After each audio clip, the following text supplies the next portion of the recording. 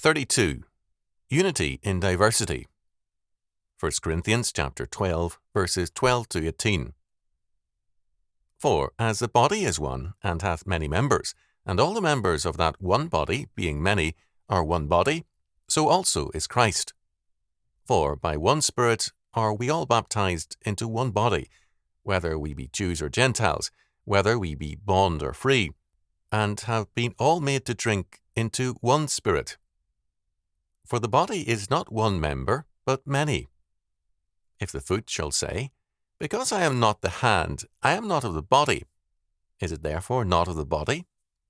And if the ear shall say, Because I am not the eye, I am not of the body, is it therefore not of the body? If the whole body were an eye, where were the hearing?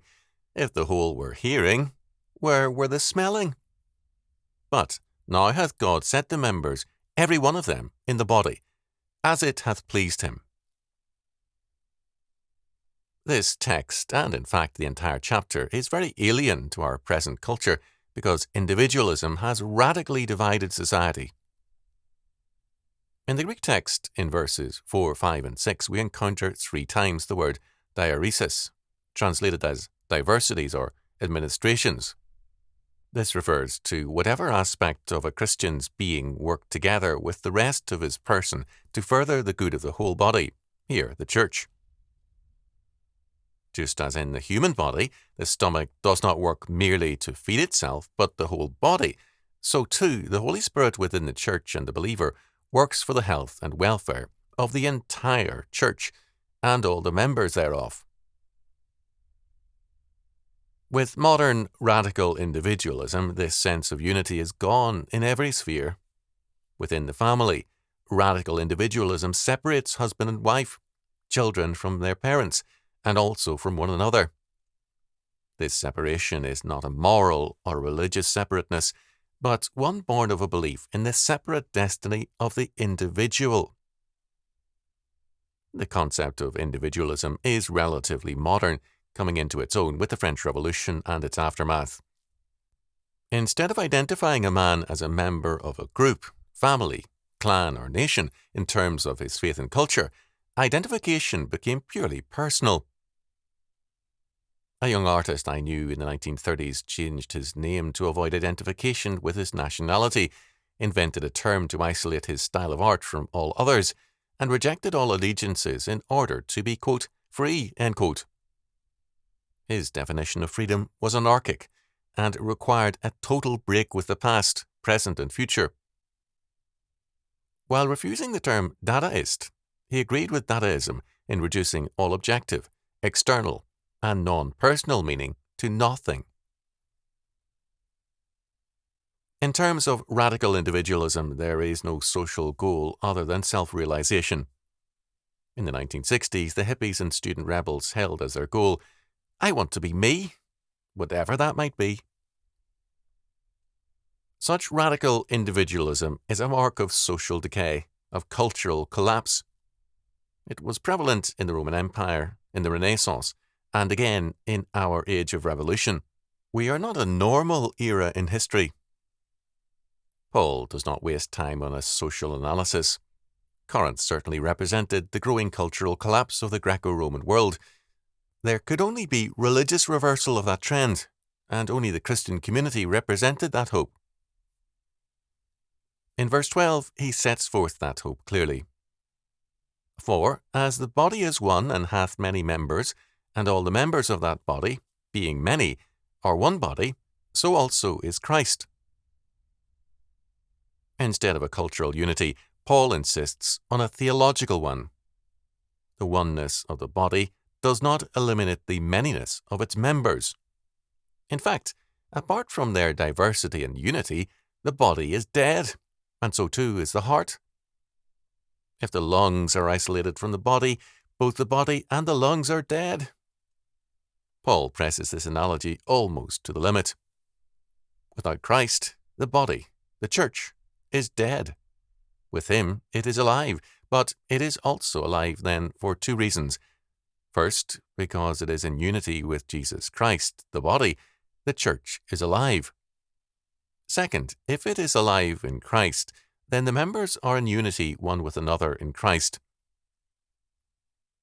The test of being alive in Christ is being mindful of and in unity with one another. To separate ourselves from our fellow members in Christ is thus to separate ourselves from Jesus Christ. In verse 13, Paul continues, "For by one Spirit are we all baptized into one body, whether we be Jews or Gentiles, whether we be bond or free, and have been all made to drink into one Spirit." The human differences between Jew and Gentile, bond or free, are as nothing in the face of the reality of our common life in the Spirit.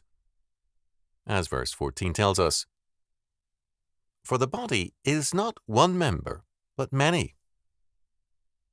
The body is alive because of its diversity. So too the church is alive in Christ by its diversity in unity. In verses 15 and 17, Paul calls attention to the inescapable necessity for diversity in the human body. Life is only possible because of this diversity. The foot cannot be the sum total of the body any more than the hand, nor the ear, nor the eye. A living body is inconceivable apart from this diversity. By analogy, the church cannot be a living body unless it too is marked by diversity. If, as is too common in our time, a church is a collection of people of similar abilities and social status, it is less a true church for them. It is a weakness in the modern church that this is too often the case. The church is then more a club than a church. Differing functions and natures make for a common life, a unity in Christ as His people, rather than a congenial club. Just as a body with a single organ is an impossibility, so too is a church lacking in diversity. As Leon Morris commented, "Diversity is not an accidental attribute of the body, it is of its very essence. No member is to be equated with the body. It takes many members to make up one body." This unity and diversity is God's purpose and ordination, as Paul states in verse 18. "But now hath God set the members, every one of them, in the body, as it hath pleased Him."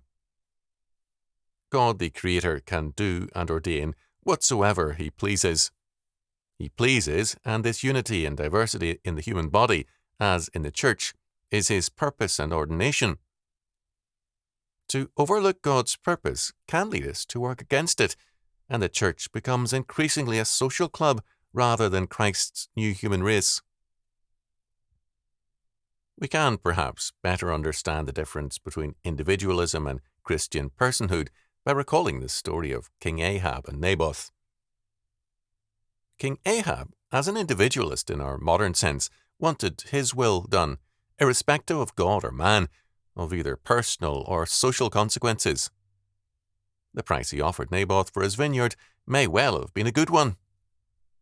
Naboth, however, was mindful of God's law and of his duty to his ancestors and descendants, and he refused to sell his land. 1 Kings chapter 21, verses 1 to 15. Naboth was no less a person than Ahab, indeed even more so, because he was fully aware of and faithful to his duty to God and to man, to his ancestors and to his descendants. Modern individualists are less persons because their anarchistic preoccupation with their own demands depersonalizes them and reduces them to their appetites. No church can exist on so narrow and egocentric a premise. It is a sorry fact that, after all these centuries, we still need Paul's instruction on this matter.